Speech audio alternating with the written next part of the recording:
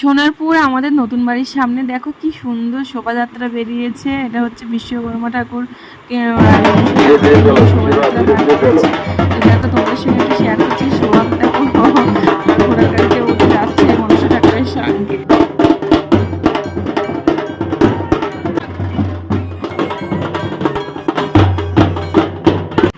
এই দেখো বিশ্বকর্মা ঠাকুর আর যে মনসা ঠাকুর তো আগেই গেল, জ্যান্ত মনসা ঠাকুর যাচ্ছে ঘোড়ার গাড়িতে চড়ে। আর এখানে রাধাকৃষ্ণ ঠাকুর আছে। আর দেখো খুব সুন্দর লাইটিং, সঙ্গে যাচ্ছে বক্স আর সব ডান্স করতে করতে যাচ্ছে।